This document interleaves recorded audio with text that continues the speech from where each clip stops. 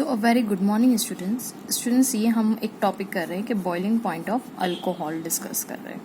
तो मैं अल्कोहल का एक एग्जांपल ले लेती हूँ, C2H5OH।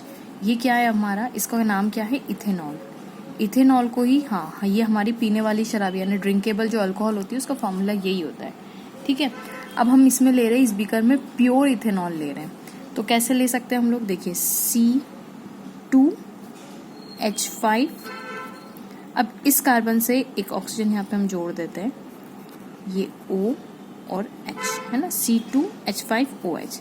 एक और यहाँ पे ले लेते हैं हम C2H5 और इस कार्बन से एक ऑक्सीजन ज्वाइन कर देते हैं और इससे एक हाइड्रोजन ज्वाइन कर देते हैं ना। तो देखिए ये प्योर मतलब बहुत सारे इथेनॉल के मोल्स होंगे उसके अंदर। तो इथेनॉल ये C2H5OH, ये भी C2H5OH है ना, लिखने का तरीका है। अब आप देखिए कि इसमें ऑक्सीजन भी है और इसमें हाइड्रोजन भी है, इसका मतलब ये हाइड्रोजन बॉन्डिंग करेगा। तो देखिए ये इथेनॉल आपस में इंटर हाइड्रोजन बॉन्डिंग करेंगे। ये लोग इंटर हाइड्रोजन बॉन्डिंग इनके बीच में होगी। अब इंटर हाइड्रोजन बॉन्डिंग अगर एक मॉलिक्यूल से दूसरे मॉलिक्यूल के बीच में होती है और अगर आप इसको हीट करते हैं, अगर आप इसको फ्लेम देते हैं और हीट करते हैं, तो क्या होगा, इनके पहले तो मॉलिक्यूल्स के बीच में जो अट्रैक्टिव फोर्स है, इंटर हाइड्रोजन बॉन्डिंग की वजह से जो अट्रैक्टिव फोर्स डेवलप हुआ है, पहले तो वो ओवरकम करना पड़ेगा, उसके बाद कहीं जाके ये इवॉपरेट होगा। जबकि इथर, देखिए हम लोग इथर का एक एग्जाम्पल ले लेते हैं। ठीक है, ये हमारे पास है इथर। इथर का क्या एग्जांपल ले, तो हम एक ले लेते हैं थोड़ा छोटा सा, CH3O, CH3 ले लें। यहाँ पे भी ऐसा ही ले ले, CH3O, ये O इस कार्बन से जुड़ा हुआ है और CH3 बराबर है। अब देखिए यहाँ पे हाइड्रोजन बॉन्डिंग नहीं होगी। देखिए ये वाला जो हाइड्रोजन है इस कार्बन के साथ है, ये वाला हाइड्रोजन इस कार्बन के साथ है, ये इस और ये इसके साथ है। अब आप कहेंगे मैम ऑक्सीजन तो है ना, नहीं, हाइड्रोजन बॉन्डिंग के लिए O और H दोनों कंपलसरी है एक ही कंपाउंड में। तो इस कंपाउंड में H गायब है, खाली O है। एक O से हाइड्रोजन बॉन्डिंग नहीं बनती, इसके पास भी खाली O है, H नहीं है।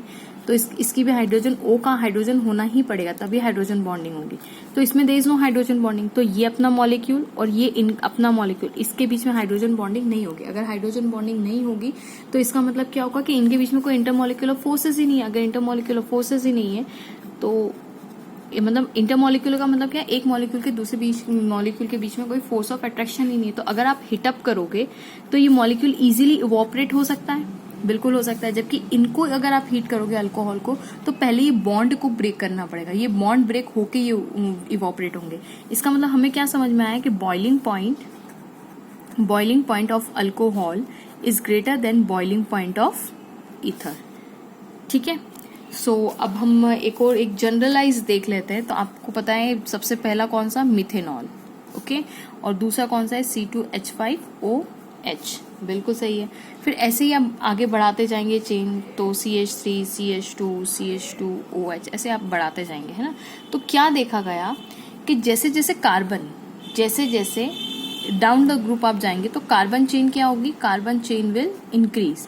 और जैसे जैसे कार्बन चेन इंक्रीज होती जाती है, बॉइलिंग पॉइंट ऑल्सो इंक्रीजेस, मतलब काफी हाई टेम्परेचर पे जाके बॉइल होंगे। क्यों, जितने कार्बन बनते जाएंगे, कितने कार्बन बढ़ते जाएंगे, उतने ही बॉइलिंग पॉइंट इंक्रीज होता जाएगा। बिकॉज अब आप कहेंगे मैम इसमें OH ग्रुप है, इसमें, अब देखिए सब में OH ग्रुप तो सेम है, एक OH ग्रुप सेम है। फिर इसका बॉइलिंग पॉइंट कैसे इंक्रीज हो रहा है, तो बॉइलिंग पॉइंट जो होता है, बॉइलिंग पॉइंट अगर एक एक OH है इसमें, तो boiling point is directly proportional to the molar mass मतलब मॉलिक्यूलर मास। तो देखिए इसका मॉलिक्यूलर मास कार्बन का, ये इसके कंपैरिजन में, ये फर्स्ट के कंपैरिजन में सेकंड ग्रेटर होगा, सेकंड के कंपैरिजन मतलब थर्ड मॉलिक्यूलर मास ज्यादा होगा, सेकंड मॉलिक्यूलर फर्स्ट मॉलिक्यूलर कम होगा। तो जितना ज्यादा मॉलिक्यूलर मास बढ़ता जाता है, बॉइलिंग पॉइंट इंक्रीज होता जाता है। आप ये सोचिए कि इतना बड़ा बड़ा हाइड्रोजन चेन, इतना बड़ा बड़ा कार्बन की चेन है, तो हाइड्रोजन बॉन्डिंग तो बनेगी, क्योंकि एक OH भी है तो हाइड्रोजन बॉन्डिंग तो बना लेगा, इंटरमॉलिक्यूलर हाइड्रोजन बॉन्डिंग तो बनेगी।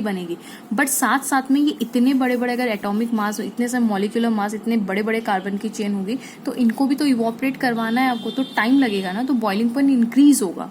तो हेंस कार्बन चेन बढ़ने से बॉइलिंग पॉइंट क्या होता है, इंक्रीज होता है। Thanks for watching.